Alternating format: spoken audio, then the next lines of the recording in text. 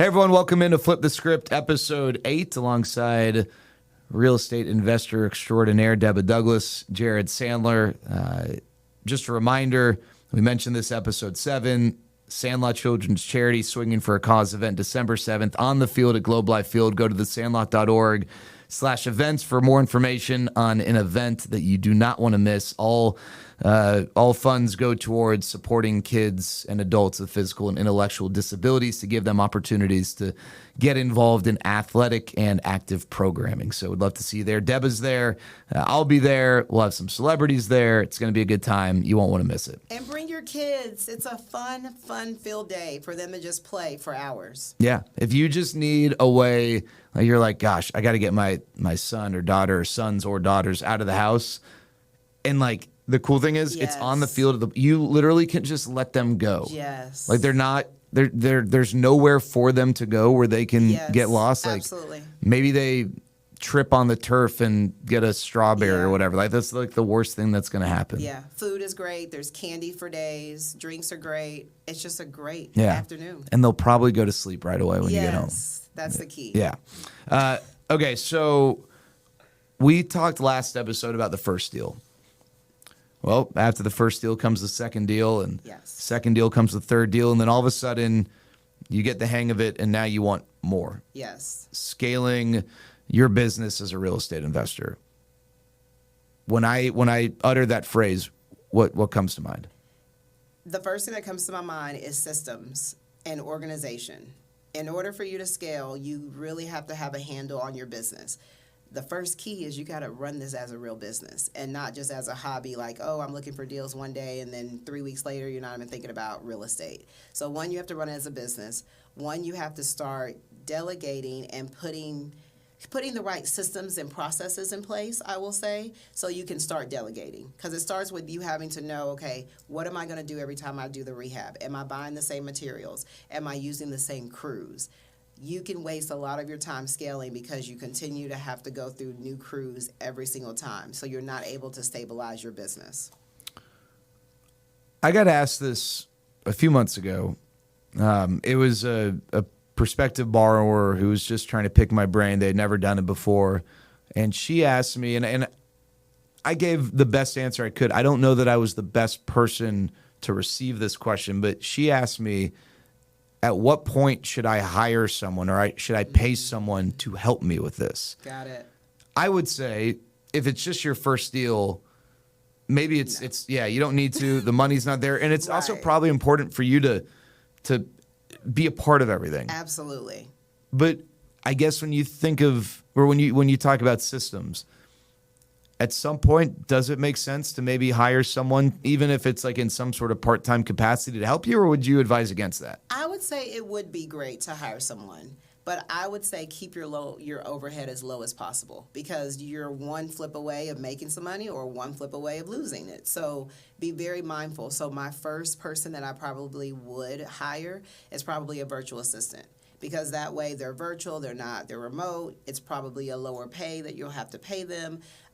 So find someone maybe in your family that has a little bit of downtime that they can help you part-time if you can't find a virtual assistant. But I would start with just having someone that can be on the computer helping you find deals because that's how you make more money, and someone that can help keep up the clerical side and the admin side. That allows you to keep your head up, eye on the prize. Okay, so one of the beauties just in business, it seems like, whether it's real estate or other, you develop a business relationship, and usually there are benefits that come with that, right? Repeat business. We have a loyalty program at Longhorn Investments where, we're going to fund 100% of purchase and repair up to 70% of the ARV for a flip, 75% for a rental, regardless. But now the interest, the origination will drop. I guess from your experience through all different arms a part of the process, how has repeat business helped, or in what ways can it help some? What should people, because people aren't always going to offer it up like, oh yeah, this is the third time you've used me. Hey, I'm going to go ahead and give you X, Y, and Z. Now, we advertise our loyalty program. That's something that we will give. You don't have to ask about it or ask for it. But there are a lot of people, they're not going to just give you stuff. So what should you know to ask for? Well, how can you leverage that? Well, I think the big thing is building the relationship with your lender from the beginning. If you've done one deal with them, great. They're trying to build a rapport. You're learning their trust. They're learning yours as well, building that loyalty. Then from there, just start having more conversations, because that may be your first connection of a relationship that is in the world that you want to be in. Because that lender not only works with you as a borrower, they have other borrowers. So they could connect you with other investors. So it's more of a value add than, hey, what can I get out of the situation? Because you may go to them and say, okay, I'm struggling with trying to find a foundation guy. The guys I keep working with, they're screwy around. I can't get paperwork.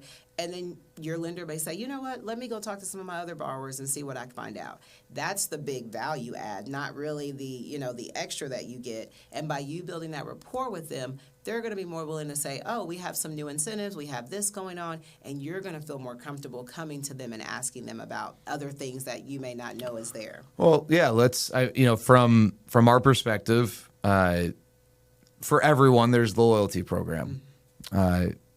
I think in general, we like for there to be a box and things fit in and things fit out, and it's all objective. But that's not the case. There's gray area. There are deals that get thrown our way, and I wonder, is this a good deal for us? Well, the reality is, if we're unsure if it's a deal that comes from Deba, we're probably going to say yes, because there's a track record, right? There's a track record of success. There's a level of trust. Whereas if it's someone who comes to us and they're like, we've never done a deal before, well, maybe we're like, I don't know. I don't know if this is the best first deal for you. And it's not because we're trying to turn away business. It's just, we want the deals to succeed. Or even if it's someone who they claim they've done deals before, but never with us. We don't know how they operate. Right. Maybe their past experience elsewhere would be of benefit, but the best benefit is when that business is with us. Not because, in some ways it's an incentive to work with us, but in other ways it's just because we've seen it firsthand. Exactly. And then there are things, the other thing I'd say is, there are things Deba's asked, whether it's a deal for herself or one of her mentees, and I'm like, gosh, I would imagine the answer is going to be no. But I'm going to ask because it's Deba. And I ask. And because it's Deba, the answer is yes. And sometimes, I'm like, wow. Yeah. Sometimes, not every time. Most times it is. No, but there are times the answer is no, right? And that's just the reality. We just say, you know what, I get it. It makes sense. I go back to the mentee and say, unfortunately, it doesn't make sense. But I also tell them it's probably a good reason they probably said no behind that. So just take that as, hey, God just covered us. Let's go find another deal. And I don't want to put words in your mouth, but I think that that if the answer is no, like you said, it's either for a good reason or we can't. Like even if it's maybe it's a timing thing, whatever. We're doing our best, and when you have that relationship, you have that trust. I think it allows you to go to sleep knowing that you're doing everything you can, and the people on your team are doing everything that they can. Absolutely. So I would say your first team member on your team is your lender. And then from there, as you're trying to scale, is solidify who your realtor is, because that person is going to partner with you, helping you find the ARV, making sure the property is right, making sure that it will sell. And then from there, you're just making sure. I think the last piece of this that I think I still struggle with, even to this day, is finding the right contractors that I can really stabilize and I can actually go away on a trip and not think about what's going on in my rehabs. I'm quite not there yet, or maybe I'm just a little OCD, but who cares?